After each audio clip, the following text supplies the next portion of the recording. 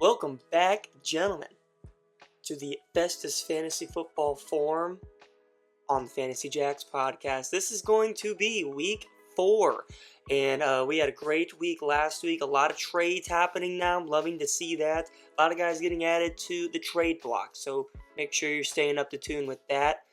Once the floodgates open, kind of how it happens every year, everyone's making trades, everyone's in the DMs, and as we get further along in the season, you kind of notice your weak points and you try and fix them. Some do it really well, some do it really bad. We'll kind of go over that in today's video just as we kind of recap some of the matchups. Like I said, pretty great week. Going to be going over the recaps and previews as we always do. We got a great primetime game this week. It's going to be a really close one, and I think I'm getting some videos in, so stay on the lookout for that. We got an interview with a manager. You guys really like the interview. And then we have power rankings, as we always do, and this is probably the last week where we get it super volatile, just because Brock said it best. Week 4, I think, is the line to where after that we know where teams are, unless some crazy trades happen, which crazy trades have been happening. So let's get right into this. I want to start off with the recaps, as we always do, and again, a lot of crazy blowouts. I don't really know why there's a lot of crazy blowouts, but there are. Apologies. I went 2-4 last week, guys. My worst week I've had in a while. Currently at 9-9 on the season total, so that sucks. But we're gonna bounce back from that, I do believe. Let's get into the first recap. Where do I want to start here? Let's start off with JaxPad taking down Team DD. Let it load here. 112-69. Nice. 0.74. JaxPad played pretty alright for his standards. And Team DD, again, just struggling. He traded away Justin Jefferson. It did not matter this week for James Cook. I think he could have gotten a little more out of that.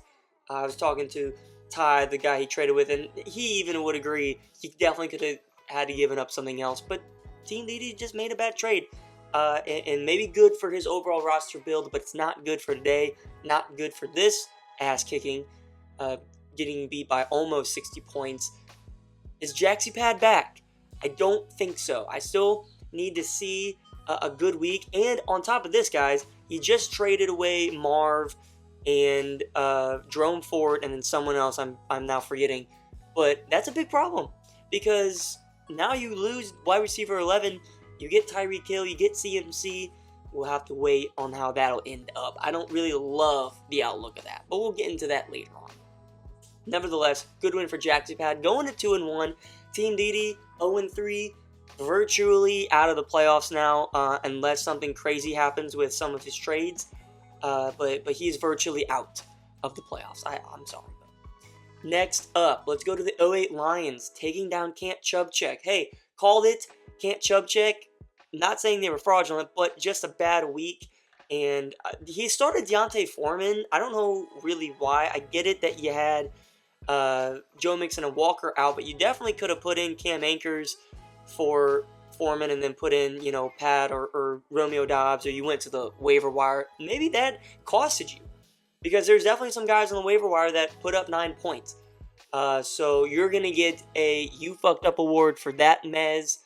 Although we don't really know what you could have played, I'm still going to kind of go out on a limb saying that you could have 100% not started Deontay Foreman, and you could have picked someone up, put Akers in that RB2, and maybe you win this game. 08 Lions took advantage, walking away with this, though, with some concerns. Derek Carr was terrible. Quarterback continues to be a concern. Sam Laporta, big concern there. Now he's injured. And DeAndre Swift, he's basically non-existent at this point.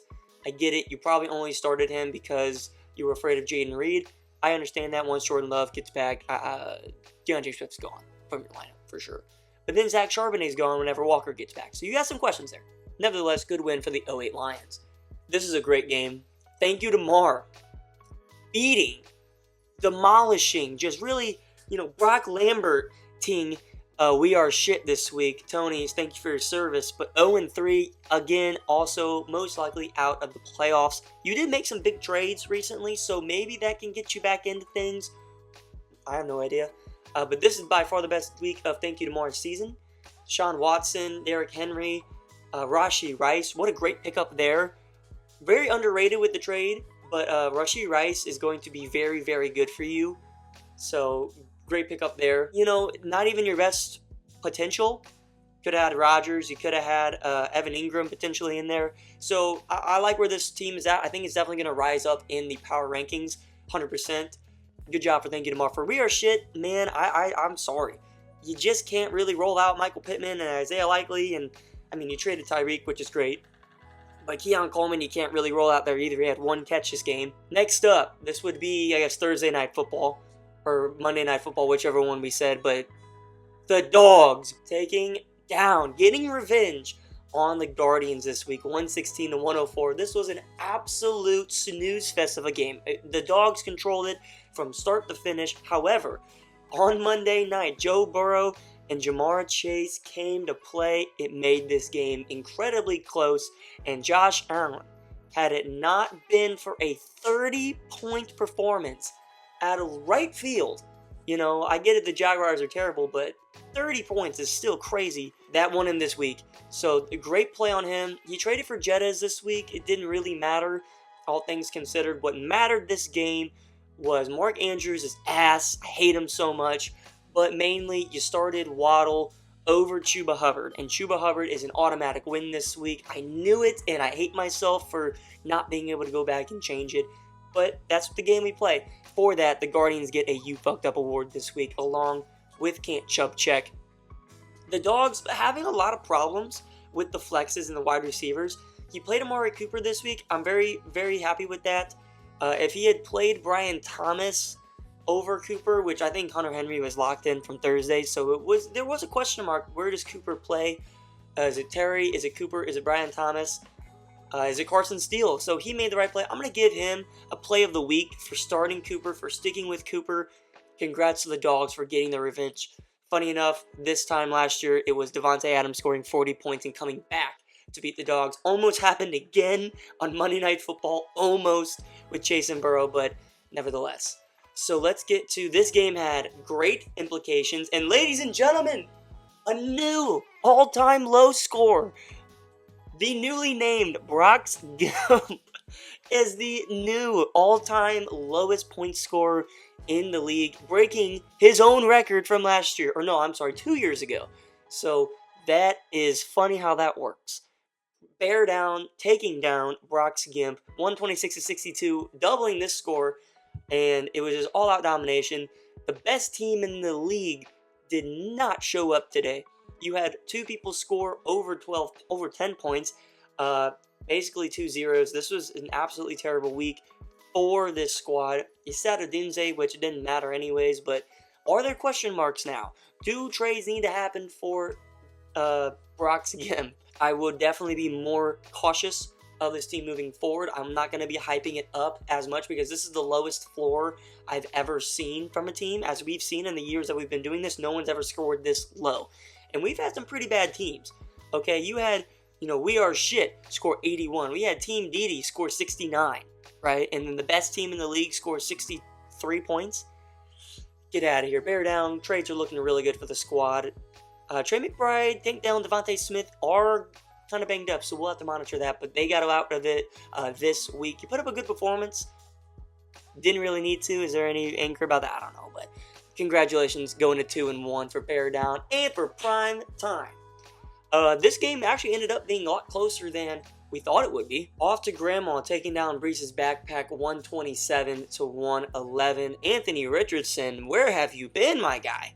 Xavier Worthy, Zay Flowers, oh my goodness, I feel bad because I think the squad did show up for Breece's backpack. Look at this, Devin Singletary, Breece Hall, and Saquon all over 18 points. What a running back room now.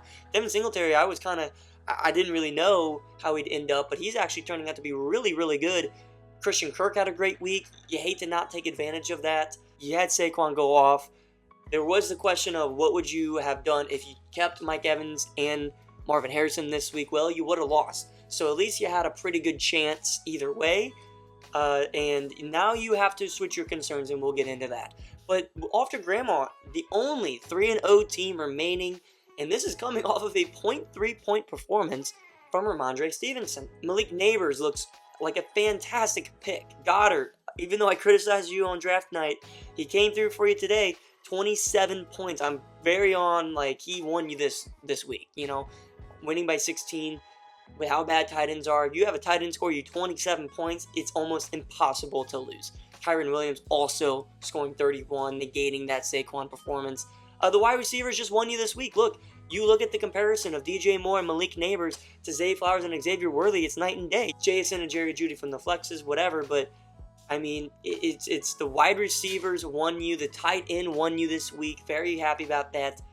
But some question marks, obviously, for Off to Grandma with A.J. Brown. So that is it for the matchup recaps. Let's get into the matchup previews. Gentlemen, here we go. Week 4 previews. Again, last week went 2-4. I need to do better about that, okay? I cannot have any losing weeks, and I did this week. Really excited about our primetime matchup. We have videos, so stay tuned to the end of this segment for all that.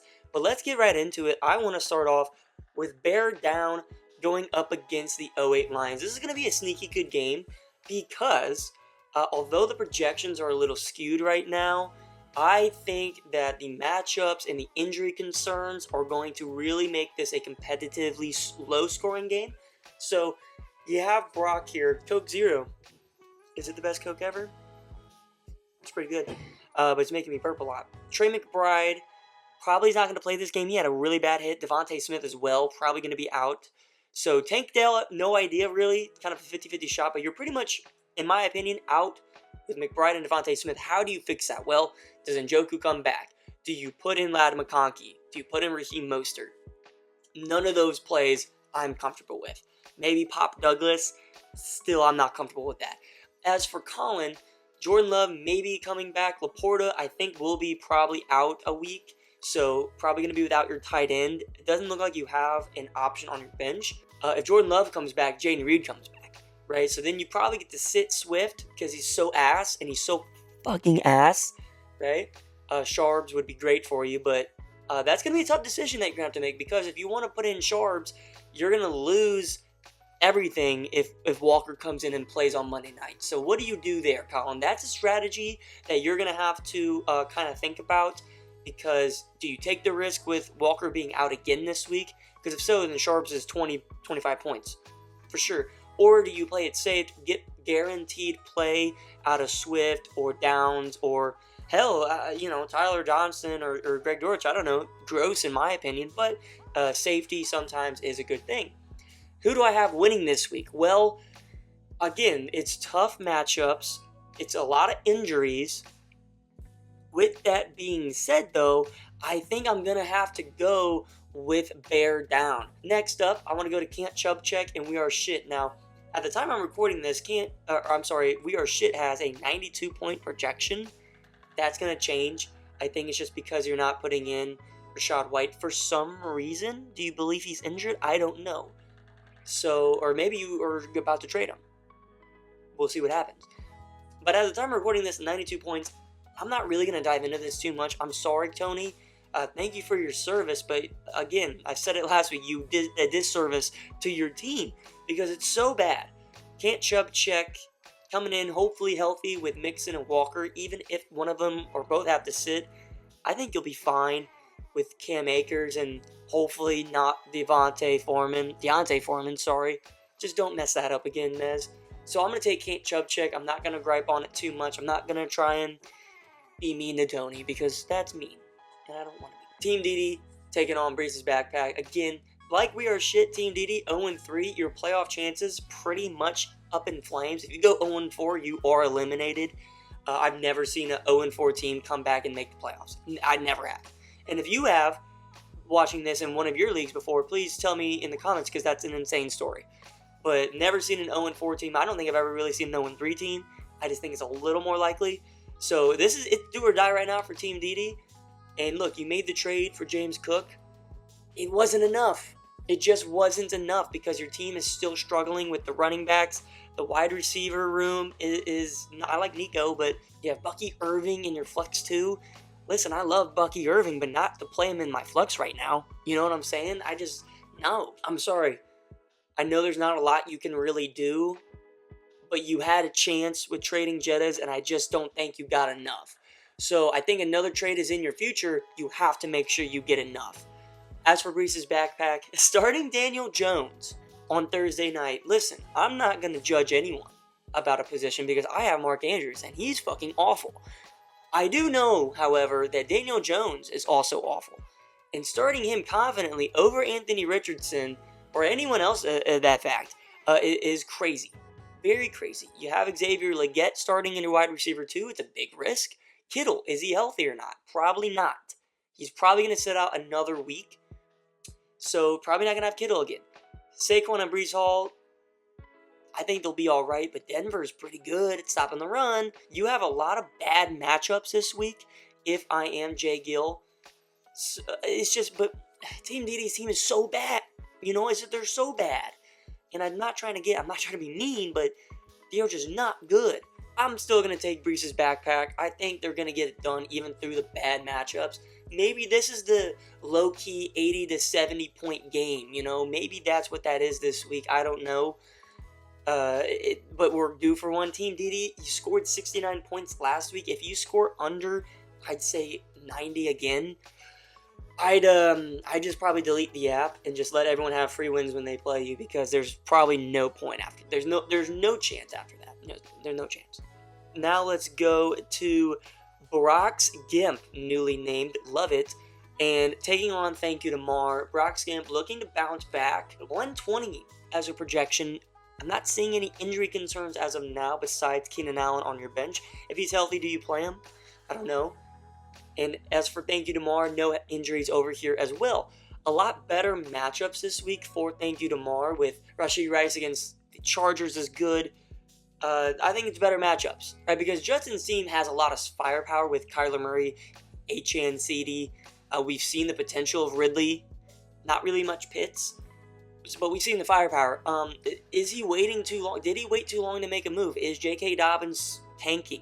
Is Calvin Ridley taking? Is Rashid Shaheed coming back down to earth? I don't think you can call this team the number one team in the league anymore, because now you only have 3-4 good players. A lot of teams have 3-4 good players. The thing about Judson's team was he was great top to bottom. Kupp got injured. Rashid has question marks. J.K. Dobbins has question marks. I would say Calvin Ridley has question marks. So, with that all being said, I'm still going to take Brock Skimp to win this game. However, I'm not as confident in this game as I have been in weeks past. And I don't think Judson should be either. If there's a team to upset, I do think it would be Thank You to Mar. Here we go. Jaxie Pad taking on the Guardians. Love this week. For me, personally, 128.8 points projected. That's the highest in the league by far, and it's because of the matchups.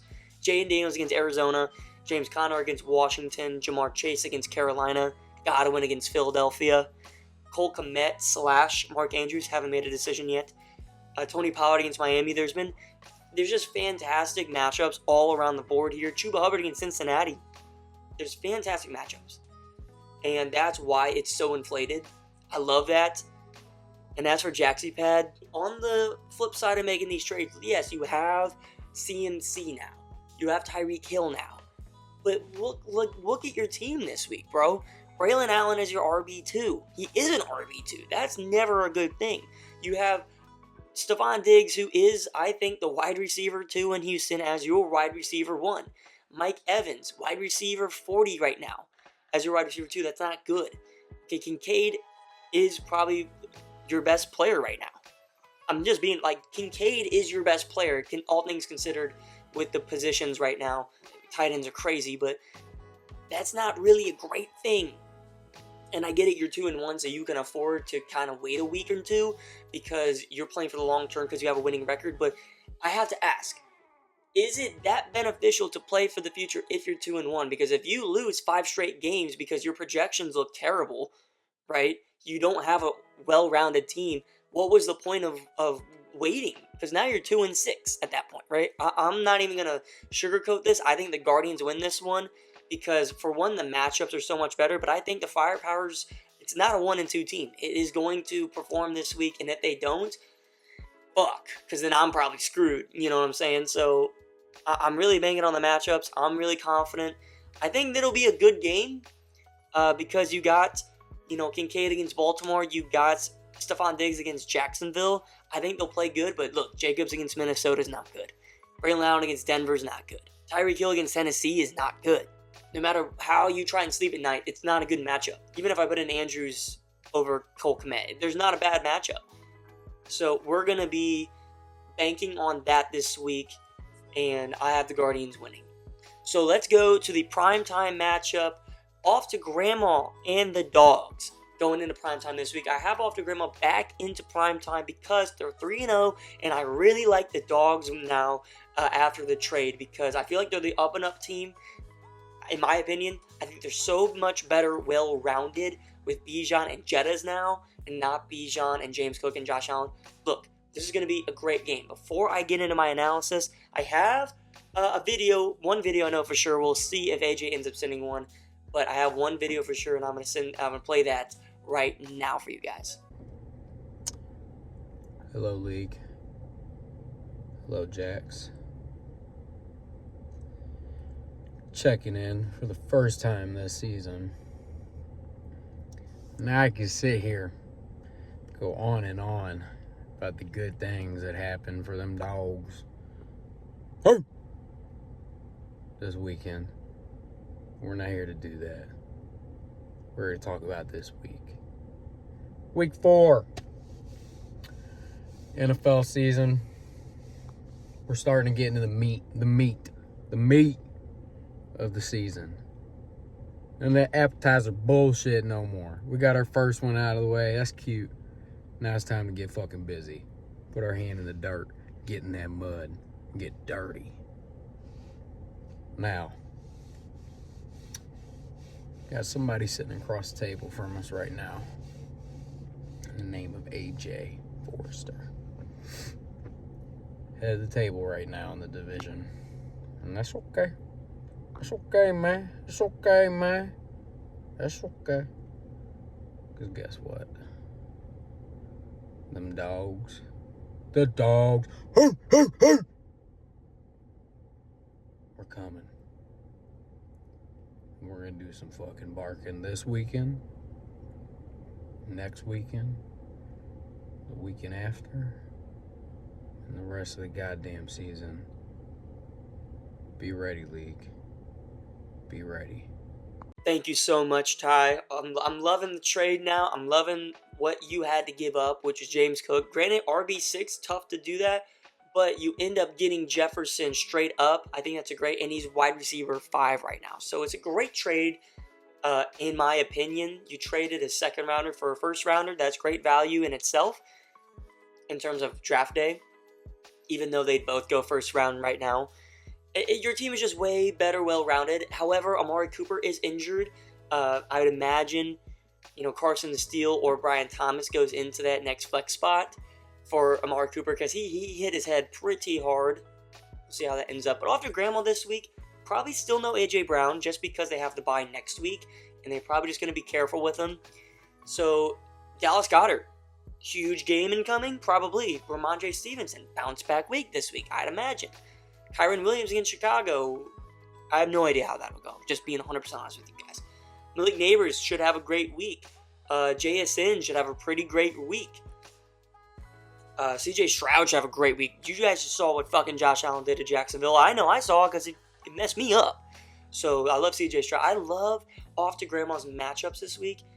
And when I look at the Dogs, I don't totally love some of them, right? I don't love Bijan against New Orleans. I don't love Jameson Williams against Seattle. I hate Justin Jefferson against Green Bay because we all know who Justin Jefferson's father is.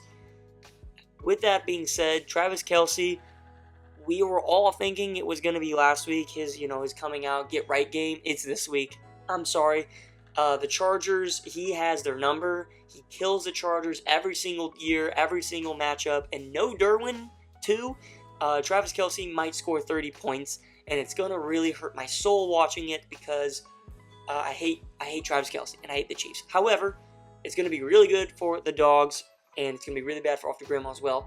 Is that going to be enough? Because Josh Allen's probably going to play really good too. Can Josh Allen and Travis Kelce carry you? Can Terry McLaurin step up again? Right? He scored 20. He got great game last week.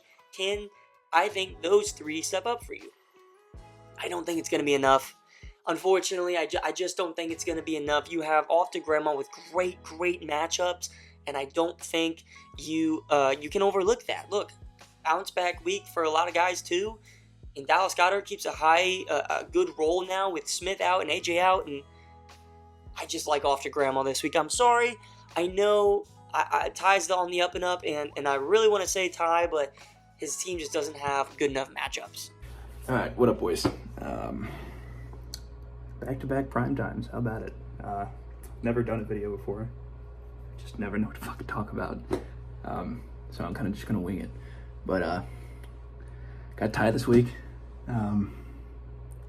Hoping for a great game. I got some good matchups. Shit, I mean,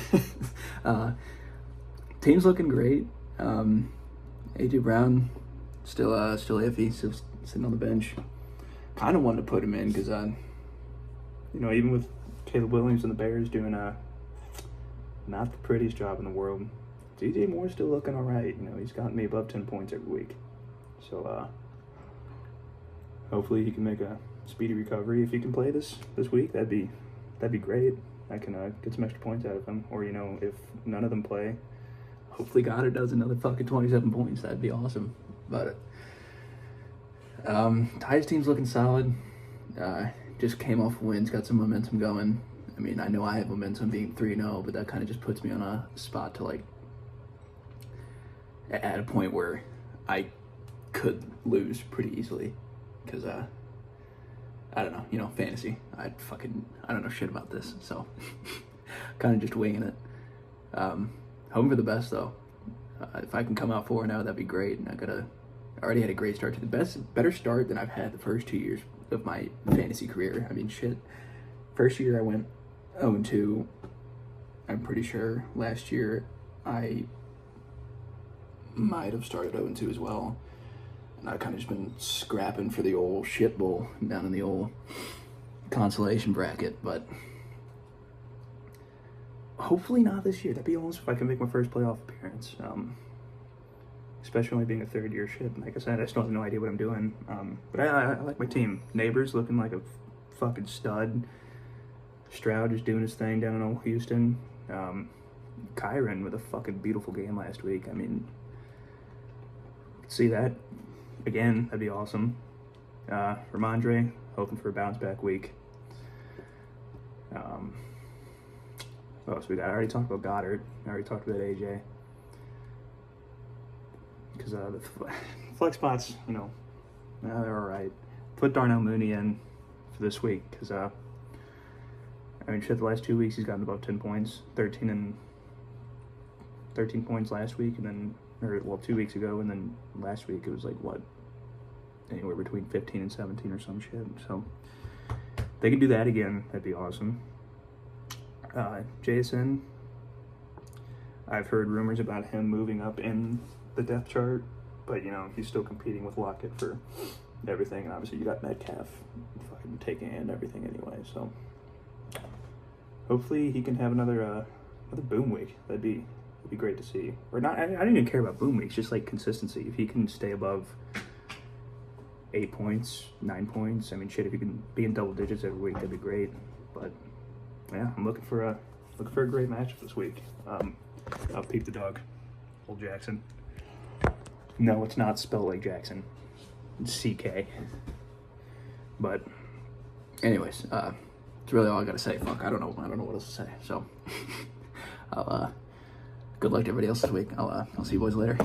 So to recap, my picks for this week are: I got the Guardians winning, I got the Backpack Squad winning, I got Bear Down winning, I got Can't Chub Check winning, I got Brock's Gimp winning, and I got Off to Grandma winning primetime. So those are the preview, and that's the preview analysis. That's kind of what I'm thinking. Let me know what you guys want to predict in the comments if you'd like. Let's get into the next segment, guys. You're going to love it. We got another interview with a manager in this league who, I think has taken strides every single year he's been in the league. I'm very proud of this guy. He is, he's one of our favorite, there we go. He's one of the best guys in the chat. Here's an interview with Colin Doyle. All right, here we go, gentlemen. I'm with the manager of the '08 Lions. Colin, how you doing today? I'm doing good, man. How are you? How about yourself? I'm doing good. Tough loss for me. You wouldn't understand that, you being 2-1 and all. How does it feel to be 2-1 right now? I feel like that's right where you want to be. Obviously 3-0 is the goal. 2-1, you're not gonna be mad at it. It's a lot better than 1-2. A lot better than 0-3. I agree. So yeah, 2-1 just fine. I agree. Do you agree that 0-3 you're pretty much out of the playoffs at this point? And not to be rude to the guys, but it kind of. I don't know. I would think that, but Joe Burrow's 0-3. I feel like they could still make the playoffs. He convinced me they weren't out of it. Fantasy's a little different. It's definitely tougher to dig out of that hole. I feel like if you're 0-3, probably a big trade or something crazy needs to happen. But yeah, 0-3 is tough. I don't know. Speaking of trades, who do you think has made the best trade so far? I honestly get lost and I see all these notifications. CMC's going here and here. Tyreek Hill's traveling across the league, it seems. I know Saquon, I think, just ended up with Jay Gill. Mm-hmm. So I'm losing track, but I don't know about the best. I think Jay Gill getting Saquon was a pretty fucking good deal.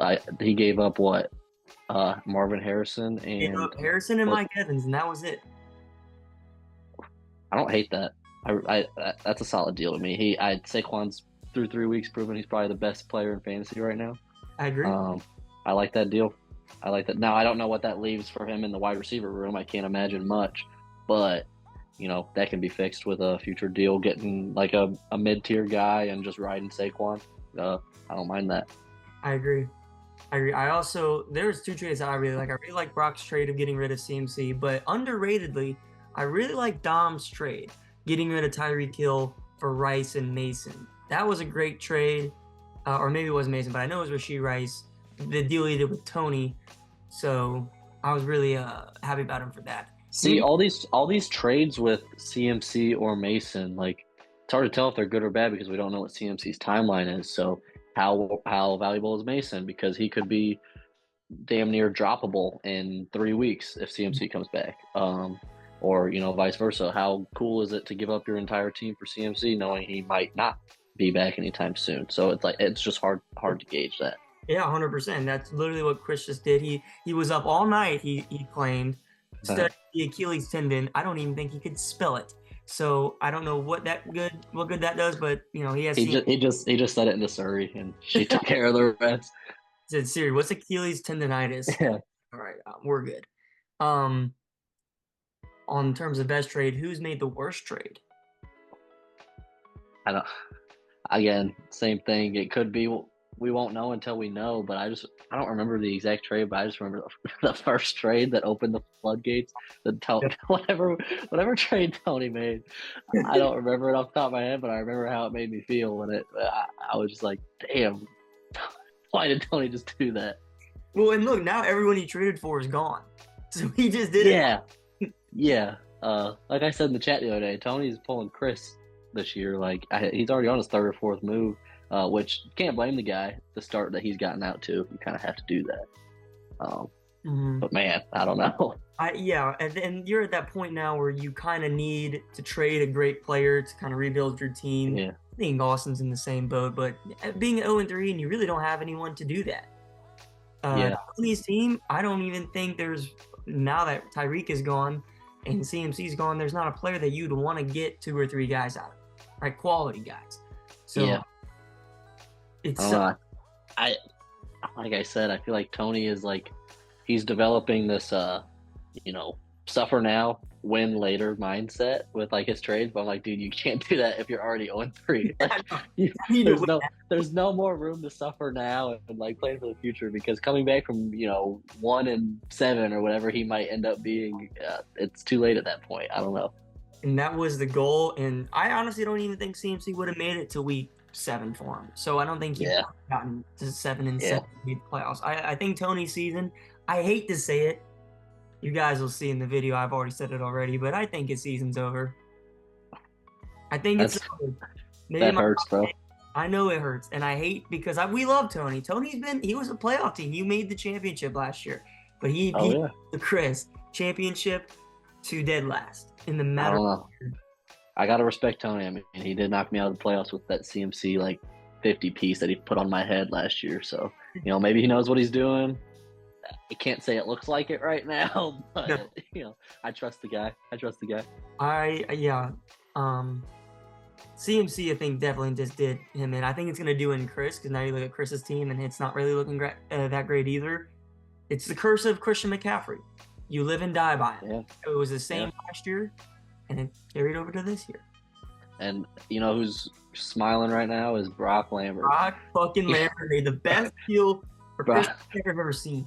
Brock wiped his hands of him, and now he's the top potato for CMC across the league, and Brock's just fucking over there grinning, and I don't blame him. It was good. It was good on his part. He was a great trade.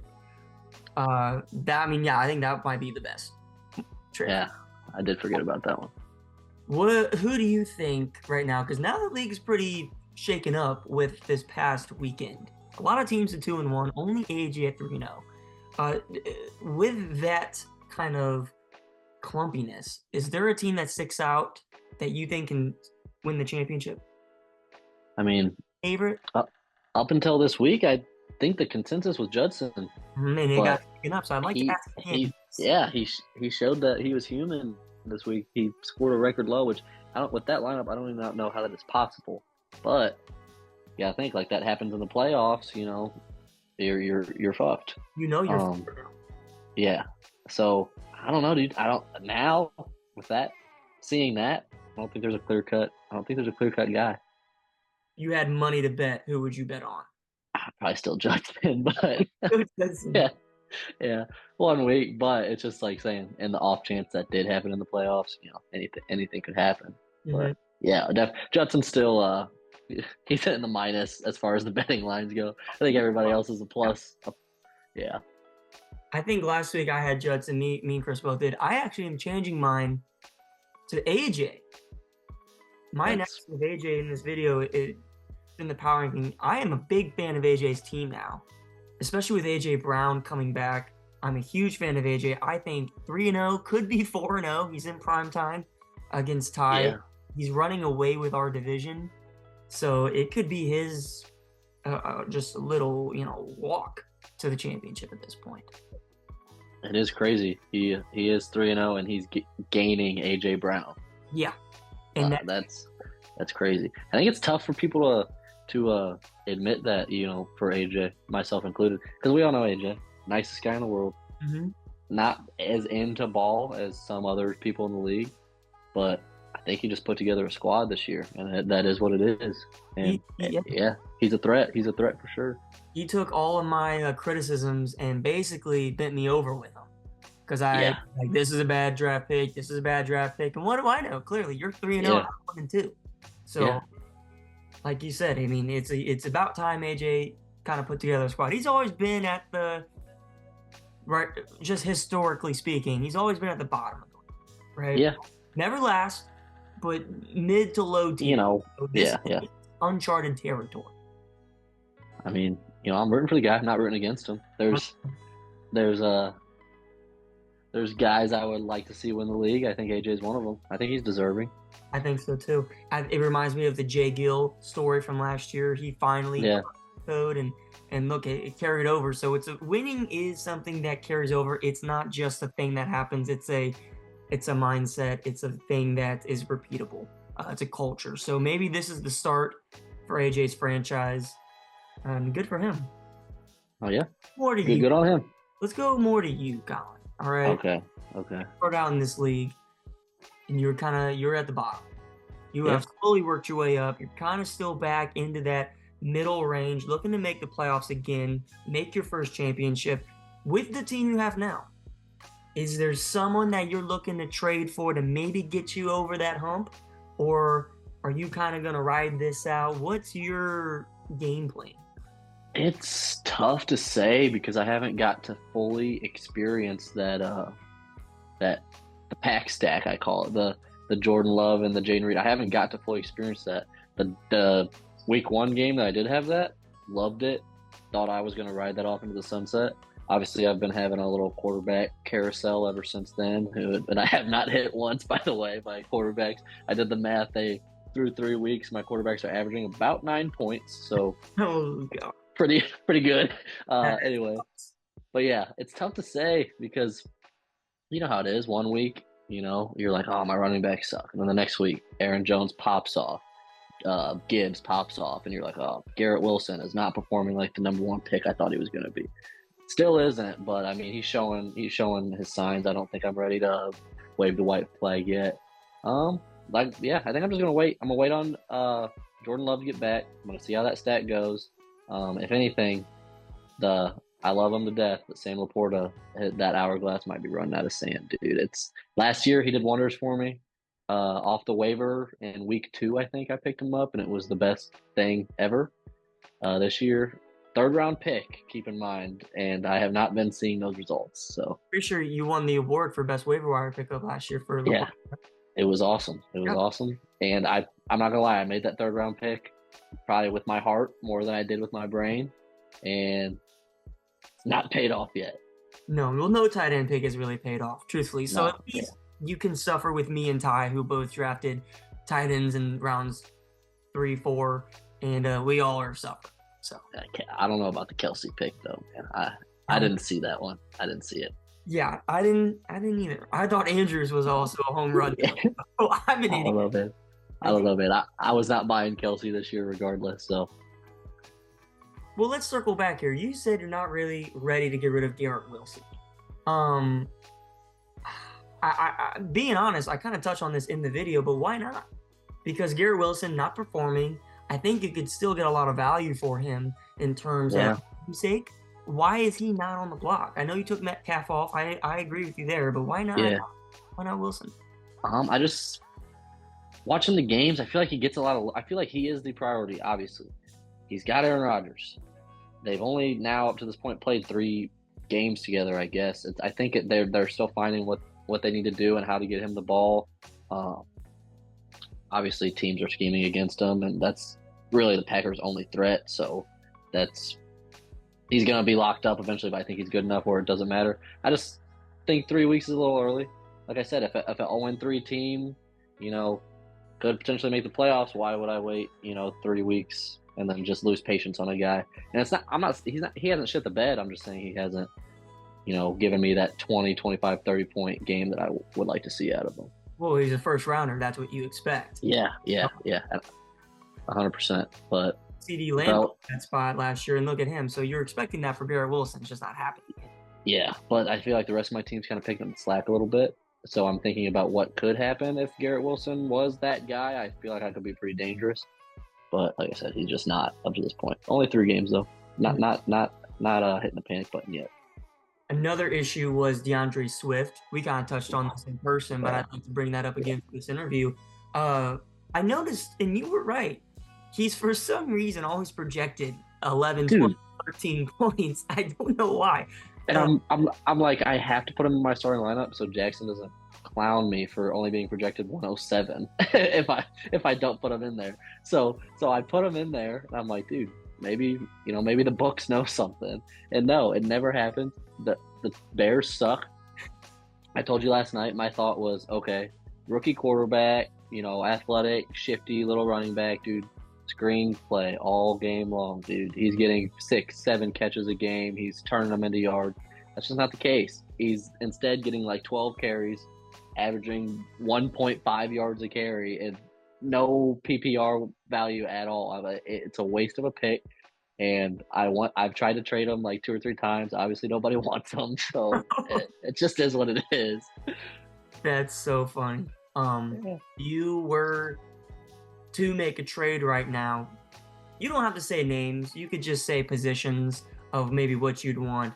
What would you kind of build right now, a trade-wise? I mean, I feel like I do need an RB2, whatever that looks like. I was looking into the James Cook thing with Ty, but I really just didn't feel like giving up. It probably would have costed me DK and, something else for like maybe James Cook and a lower tier player of his. I just wasn't willing to give that up.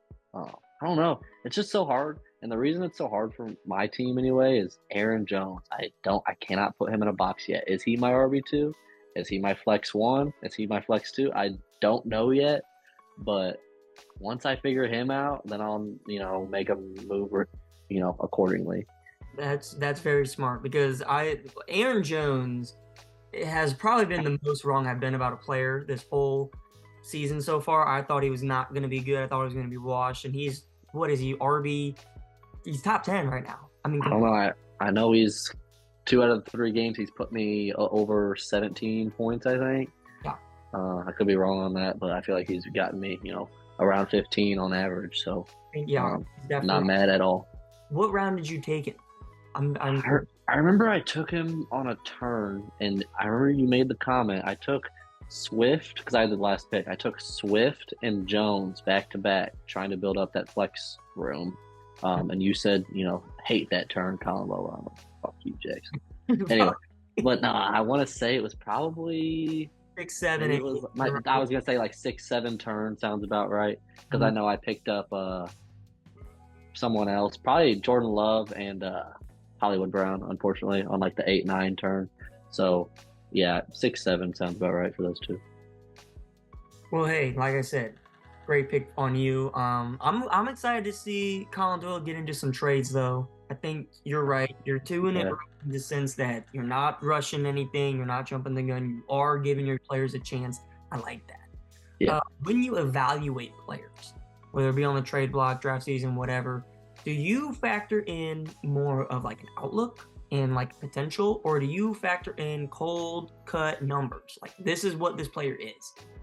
Well, I think that you're talking time frame there when you ask that question, like pre-draft, draft, first couple weeks, which we are still in the first couple weeks right now. I think you're just looking at, outlook. I think this is what could happen. Like I said, like DeAndre Swift, for example, like I think, rookie quarterback, he could get a lot of screen action, a lot of PPR, kind of leaning on him in the backfield. Obviously I was wrong, but that's how I would look at that. But then, you start getting into weeks 6, 7, 8, 9. There's no more outlook there. Like, it is what it is. Cold cut numbers, like I've had him on my team for 7 weeks. He ain't done shit. Like, at that point you turn to the, cold cut. It is what it is. But I think if it's early, probably up until like week 5, I would say, looking at it as like far as outlook, or like just if you feel something, I think that's probably how I go about it. Week 5, I think that's actually really smart.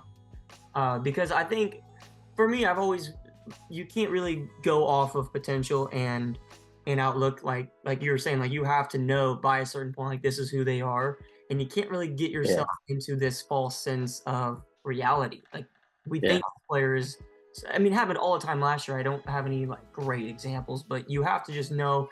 Honestly, the first one that came to mind was Kyle Pitts, because we think he's so great and he's going to be great, and then he ends up not. His numbers are just not good. But at that point, that's a great way to look at it. I think a lot of guys have different styles and different methodologies when it comes to determining people to trade for. Sometimes you just feel it in the plums, man. Sometimes that's all it is. You just feel it in the plums and pull the trigger. Whose plums are better? That's the next question you have to ask. Whose plums are more sophisticated? Name the 6 playoff teams right now. Well, off the top of the head, I'm going to go AJ 3-0. Yeah. Judson, powerhouse team. I'm trying to think of, I know that division with Judson is just stacked. I think half the playoff teams are going to come out of that division. I think it's Judson, Mez, J. Gill, and it's Chris. I do think Chris is going to be the odd man out. Hey. Nothing against Chris's team. It's just that division is crazy, bro. Mm-hmm. Good one. Yeah, I do think. Yeah, I just looked today. Yeah, all the teams are 2-1. I think all of them have over 300 points. Yeah. So those 3 in that division. What was it? Mez, Judson, and AJ. Mm-hmm. Or J. Gill, yeah. So those 3, AJ is probably going to make it. And then I think it comes down to whoever wins my division, which right now it looks like me or Brock. Could be whatever. Dom's been making moves. not counting him out yet. So obviously the division winner there, and then after that, just comes down to me, you, Brock, kind of the odd man out. Whoever didn't win the division is probably gonna have to slide in that last spot. I would love for it to say me, but we'll have to see. 100%. Chris, I looked today, has the lowest percent chance to make the playoffs, and he's 2-1 teams. I think he has less a percent of a chance to make it than me and Ty, and we're both 1-2. Is that including like Tony and Dom and them? Austin. Yeah. Tony has a 10% chance. He is Chris is less than 10%, bro. I don't know how they mathematically do that, but he has a 10% chance. So you got to know that division is fucking stacked. Yes, 100%. Yeah. Do you have any fraudulent teams, maybe with a winning record, high up on the power rankings, that you're just like, I don't think you have a good team? We said it was AJ last week, and we were completely wrong. I don't think it's AJ. Last week I would have said AJ. Dude, I'm not gonna lie. I love the guy to death, dude. But when I look at Jay Gill's team, I just don't see it. I was just about to say. This was prior to the Saquon deal. But even after the Saquon deal, I don't know off the top of my head, but the wide receiver room cannot be strong, right? No, it's awful. Zay Flowers and Xavier Worthy. Yeah, see, I don't know about that. See, and this is the age, not the age-old question, but this is the new age of fantasy football, and you need wide receivers to win in fantasy football. And it's a PPR league, man. PPR, exactly. Now, you have the best running back room, 100%, Jake. Yeah. But I agree with you, Colin. I think it's the fraudulent 2-1 team, the fraudulent powerhouse team, whatever, because you can't really rely on running backs anymore. It's just it's a different league. It's a different era of fantasy football. And he then traded his best receiver for, again, Saquon, but now you have nobody to play wide receiver. So full disclosure, could be me also, by the way. My team is roster-wise not that well constructed. There's holes in a couple different spots. But the way I see it is I look around the league every week, there's teams in the 60s, 70s, 80s. Like in 3 weeks, my lowest is 99 something. And I think I just put up like 125 against Mez. I don't remember what I did week 1, but like I'm putting up points. Just definitely, I do have some holes, but I could be in the fraudulent group if, just being honest. Well, I think you definitely have a higher floor than other teams who we won't name. Definitely won't name Brock Skimp. Yeah. But I think if I'm in your position, I'm feeling pretty good because, like you said, you have had consistency. You've had a high floor, I would say. I think in your division, division's pretty weak. Yeah, my division's pretty fucking weak. With Tony and Dom, I think Dom can maybe turn it around. I think your biggest competition is Brock, and I do think you have a better team than Brock. Even though Brock, he made the great trade, it's just injuries for him right now. I think he's battling some injuries. Yeah. There's a chance for you to really separate yourself. It's these next 2-3 weeks because he's going to be battling a lot of injuries, and you're getting, besides Laporta, healthier, which is good. Yeah. I agree. So, awesome, man. I want to open up if there's anything that you'd like to comment on, anything you'd like to bring up or say before we kind of for the league. I'm interested. I'm not saying I'm serious in it. I know we touched on it earlier. Garrett Wilson, though, just kind of testing the market. I know with the DK thing on being put on the block, I did get a couple offers, and it is what it is. But I just want to test the market on Garrett Wilson, see what I can't get. I'm not saying I'm gonna make a deal, tonight. But it's starting to trend that way, and I'm sure somebody else would value him and see, what could happen. But yeah, test the market on him and just, engage in some combo about that. Well, you may or may not be hearing from me then, because that sounds like a great guardian, in my opinion. Yeah, hey, if it could do you well, man. You got Aaron Rodgers playing quarterback for you. I don't see any reason to, have any doubt. It's just, I don't know. It is. I don't know if the defenses are too dialed in on him because who's next after that? Lazard, Mike Williams, old. Yeah. The least threatening wide receiver 2 is probably Like a lot of teams have better wide receiver twos, so it's easy to put a lot of attention on Garrett Wilson. But I agree. Yeah, we'll see. Well, awesome, man. Thanks for joining into the interview. I like doing these interviews. I think if you want to come in and we can do another like first take thing, if you want to join that table one day. Yeah, let's get a group. We can do it. That'll be fun. I need T-Dog on here soon. I need to hear the man talk about his squad. All right. Feel his thoughts out. But yeah, I'm down for a group with anybody. I know Chris wants to. Jaden. Yeah. Probably wants to run their mouth a little bit. Would you bring some arguments if we did that? Would you? I mean, if I had a couple in me, and I know Chris likes to get a little disrespectful sometimes. So yeah, pretty crazy considering his team is so bad. And Jaden Gill and Chris Lambert were just going at it the other day in the chat, and I forget who said it. But they're like, bro, both your teams are like mid at best. I don't know why. I don't know why you guys are going back and forth so much. Talking about who has the better like 7th seed team, but yeah, because besides the point. Possible. Awesome. Yeah. All right, man. You take care. Good luck. I appreciate it. For the 08 Lions. Are you ever going to change that name? I don't think you're the 08 Lions. We're going to keep that underdog badge. You kind of stuck it on me at the beginning of the year. You said I had a trash draft. You called yourself the 08 Lions. Because I told my squad, I said, we're going to ride this. Like, Jackson, he put us in a box. This is what he thinks of us. So, let's wear that and let's disprove some of the haters. So that's what we're doing. So it could be week 12. We could be, 9-3. The 08 Lions or the 08 Lions, man. Well, I actually really respect that. So best of luck to the 08 Lions. Best of luck to you, Mr. Doyle, on chasing your first championship. Trust me, it feels great when you win one. You would know. I had to throw that in there. Yeah. Right. Good luck this week, and I will appreciate it, Jax. All right, boys. I hope you enjoyed that interview with Mr. Doyle. I absolutely loved having him on. Guys, we're going to keep doing those interviews. I think you guys like them. I like doing them. And I think we're even going to expand on it. We're going to have some pretty cool ideas coming. Not so much in the forum videos, but I think separately on the channel, on the podcast. I'm really excited to bring you guys that. But let's get into the final segment of the show today. We're going to start off with, we're going to do the power rankings, and we're going to start off with the new number 12th ranked team. I got We Are Shit, Mr. Marmonte's team. Listen, I feel bad, but I can't really feel bad because he kind of did it to himself, right? Just some bad trades.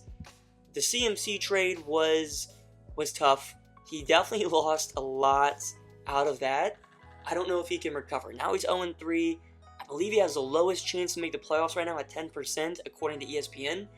And I see why. I mean, this team is not good. I'm not going to harp on it too much. We Are Shit is number 12. At number 11, again, this is where the volatility comes in. Because last week I said that this was the most underrated 0-2 team. This was the team that should not be this low or whatever. And now I have him at number 11. I think this is where he's going to stay. I have Team Didi. After that Jettis trade and after some, unfortunate, things that have happened, I think he's down here because I just don't trust the team, and I don't really trust what's been going on behind the scenes in terms of negotiating. Does the manager know what to trade and how? Does he have the firepower? I don't think he does. I think he has stacks now that he shouldn't have, and just a whole bunch of problems. I have him down at 11. If I had to pick out one main problem for this team, which I don't want to sound super judgmental because I have my own problems 100% as well. But you're 0-3, probably not going to make the playoffs. And by probably you're not. But you have Javonte Williams or Zamir White as your options for running back 2. That's awful. Okay, that is not good. You have Bucky Irving, who is going to be great long term, but not now, right? Pacheco did get injured, and that sucks, but you have no one else to really kind of pick that up for you. You have no one else to pick it up for you. Brock Bowers is your best player. I'm sorry, Nico Collins is your best player, but then I'd argue Brock Bowers is considering the position. Just not great for Team Didi. So I got him at number 11. At number 10, I have Thank You to Mar. Do I like this team? No. I still don't think this team is great. However, last week we saw some really good potential out of it, and I think moving forward with Rashee Rice and Jordan Mason, I think there can be some really good games coming from Thank You Lamar. Derrick Henry as well. He has some underrated, players. Wan'Dale Robinson, I really like in that flex. He doesn't really have much option. That's my problem. That's why he's at number 10. He doesn't have much option. But last week definitely kind of opened my eyes. I'm pretty excited to see where Thank You Lamar continues on going. And now he's talking in the chat, which is great because he didn't pretty much at all. Next up, again, maybe controversial, but I have Jaxie Pad. By far the lowest 2-1 team. But look, he is 2-1 and he's only had a 50% chance to make the playoffs. That's not really great. Granted, you have a really tough division. That's why, or that factors into it. But I also would argue it's because you don't have a great outlook right now, okay? You make trades for Tyreek. You pay a lot for him on top of that. You trade for CMC, who might not even play this year. You get Pittman, who you can't play. You have Jaylen Allen as your RB2. What is going on here? Tyreek Hill, quarterback 3, being thrown in the ball right now. Mahomes sucks. Josh Jacobs, although as a workhorse, is not getting enough PPR value. There's just not a lot of good.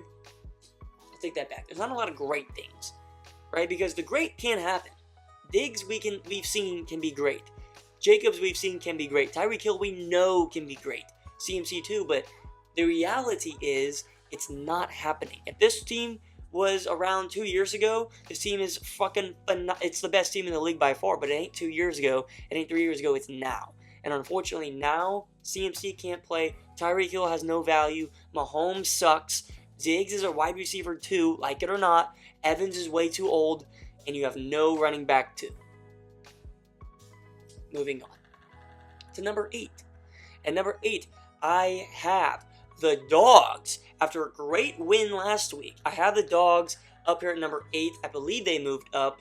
If not, they stayed right where they're at. But I really like how the team is looking now, although there are still some concerns with the wide receivers and flexes. Amari Cooper, Terry McLaurin, and Brian Thomas. What do you do with them? Maybe now J-Mo. Maybe he gets thrown into that now because we thought he was solidified, but he had a really bad week, and if that's the floor, that sucks. I don't think you can really be comfortable with that. Again, Najee Harris as your running back 2, I think is a sleeper pick.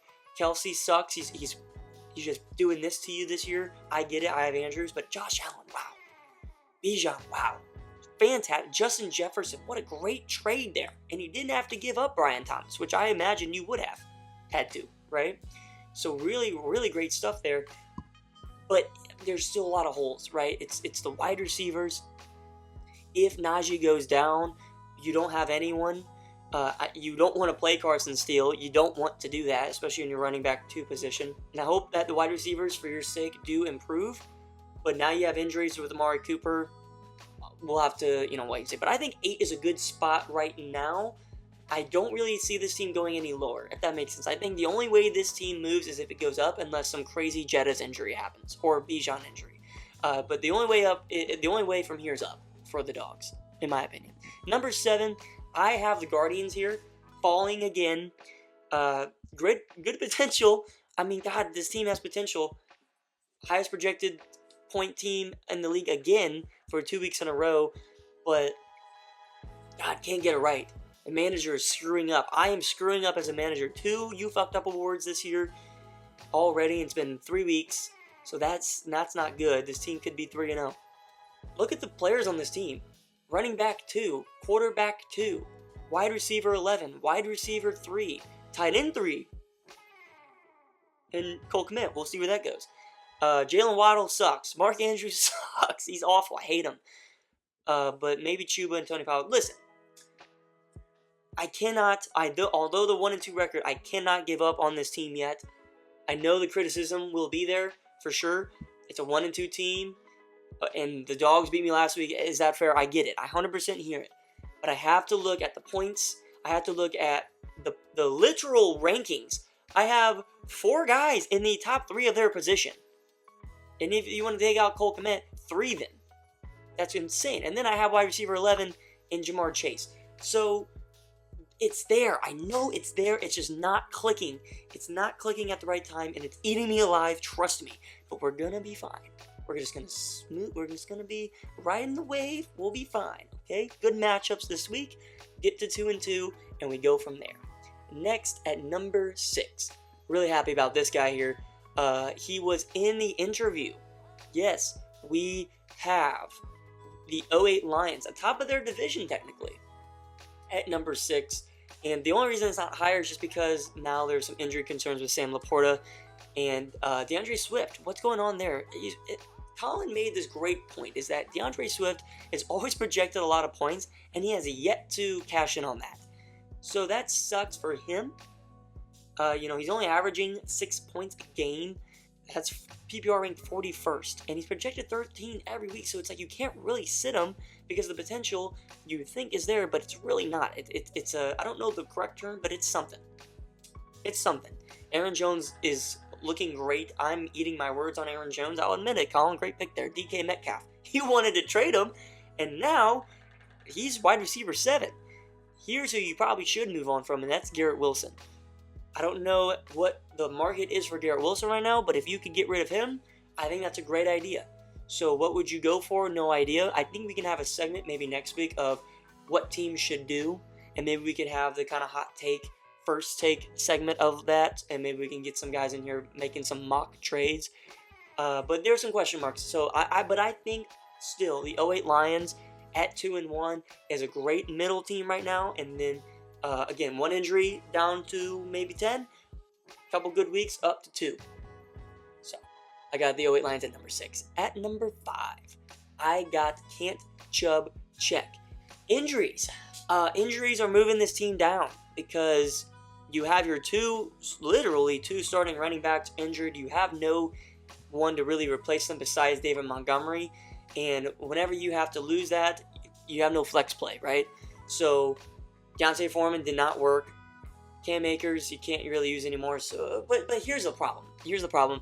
Like I mentioned, injuries. However, I think it's the flexes. Whenever you do have injuries, because everyone's going to have injuries this year, how do you fix and how do you play through it? Okay, you had injuries last week and you couldn't play through it, right? You were 2-0, you lost, called it.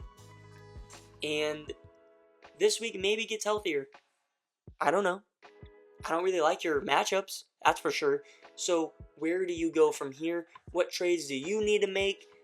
Mez has been quiet this year so far, besides the Adam Thielen for Cam Akers trade, which, hey, I guess kind of worked out for you because Adam Thielen is on IR, so, whatever. I can't really say. It's a weird team, right? I think it's kind of like Team Doyle where the potential is there, but the injuries are kind of holding it back, and we don't really know yet. So I think middle ground right now, I think is perfect for Can't Chubb check and Team Doyle. You can put them 6-5, whatever you want, but I think 5-6. I think that's good spots. At number 4, moving down in the power rankings, moving down is Breece's backpack. And gentlemen, I don't want to cause the panic alarms to sound by any means, but if there is a week where the wide receivers do not perform at least to projection, this team will suffer.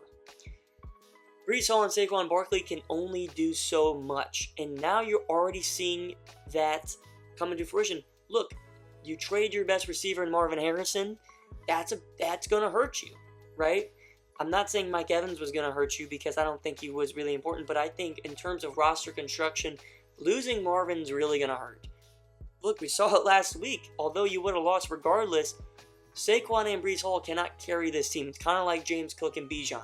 Great running backs, but you could not carry the boats with those two guys. You just couldn't do it. So now you maybe have to look for a Breece Hall or Saquon trade. You don't have their backups, so that is scarier as well. You don't have the handcuff. I think Chris is just waiting for everyone's running back to get injured at this point. So if something bad were to happen, you are down if something happens to Saquon or Breece, this team is bottom. And not even a power bottom, just like a demolished bottom. This is the truth. And I'm just being honest. Devin Singletary, he looks great, but you can't really rely on a New York Giants player besides Malik Neighbors every single week. This week you can because he has the best matchup in the history of the NFL against Dallas. So don't let those blinders blind you. Moving forward, Devin Singletary cannot replace Saquon or Breece Hall. And then Xavier Worthy has to get put back into the starting role. Look, I don't know. Number 4, I think, is perfect right now because there's some question marks. I don't believe in 2 running back teams, like highly drafted 2 running back teams, because, hey, take it from me, I've been there, and they don't work. I think wide receivers are the way to go, and now you have no wide receivers. So, number 3, moving up, is bear down. Crazy, right? I know. This team was bottom tier last week, but the power bottom for sure, and now they're moving on up. Very proud of Bear Down. He made some great trades it was Thielen, but now he's gone. But look, you got rid of CMC. The best trade for CMC I think you could have ever made. If you try to do that again, you couldn't, right? Jonathan Taylor's looking great. You kept Chris Olave and Drake London, who, although I don't love either, they're producing. A wide receiver, 28 and 23, very nice. Trey McBride looks great. Devontae Smith, how did you get Devontae Smith back, right? What a trade. Now he's injured though, that's the problem. So, although you don't have Rashee Rice anymore, which does suck, you do have Jonathan Taylor, you do have Smith. I like the outlook of this team. Now, this team next week could shit the bed and they go straight back down again. Again, week 4, this is where the volatility is starting to go. We're going to really get the hang of it coming next week. So, does this team stay at number 4 or does this team move down? In my opinion, it's probably going to move back down, but I cannot ignore the status of this team right now. So, I got a bear down at number 3. At number 2, you already know who it is. It is Brock's Gimp, and the reason it's Brock's Gimp is because we saw the floor, and it wasn't a floor that should, an 80-point, 70-point floor, which is bad. We saw a floor of 62 points, the lowest ever in Festus Fantasy football history that I know of, because I can record the stats up to a few years, and it's because, look, you have guys on the down. J.K. Dobbins on the down. I kind of talked about it. Rashid Shaheed on the down. Question marks with Kyle Pitts and Calvin Ridley. Question marks with Keenan Allen and Rome Odunze. Who do you start? I don't know. I'm raising concerns for Brock's Gimp because I think it needs to happen. I think you need to have concerns for this team now. It's not the clear-cut number 1 anymore. It's not a powerhouse. I'm sorry, it's not. You had some great weeks. You started talking, and look what happened. The worst week in Festus Fantasy history. You, Judson, and you broke your own record. Think about that. Big problem. Not really what you want. That was probably really rude, so I'm sorry, Judson. That criticism was probably really not warranted. But I just wanted to kind of set up here. Off to Grandma. Moving up to the first ranking, number 1 ranking, I think it's well-deserved. I think even with a terrible week from one of its players, it still showed out. And that's because, he's doing it the right way. He has Kyron, who's his running back, but he's got wide receivers, man. Malik Neighbors is a unit. Holy hell, where'd that come from, right? I don't know. And the crazy thing is that he is 3-0, and he's had A.J. Brown once. So you bring A.J. Brown back? And then, oh my god, DJ Moore goes into your flex. That's one of the best flex players in the league besides maybe Tyreek Hill and Tony Pollard, right? That's how good this team is. It was maybe considered overrated at first. Nah, I can't overrate it now. I can't. So I got off to Grandma number 1, especially because A.J. Brown's coming back. I would say the depth isn't great, considering you have Zeke and Judy and Davis. JSN and Darnell Mooney are question marks. But whenever you get A.J. Brown back, another thing I would like to say, whenever A.J. Brown does come back, you have Dallas Goedert. The tight end will be bad. What do you do about the tight end moving forward? That's something that you should probably address.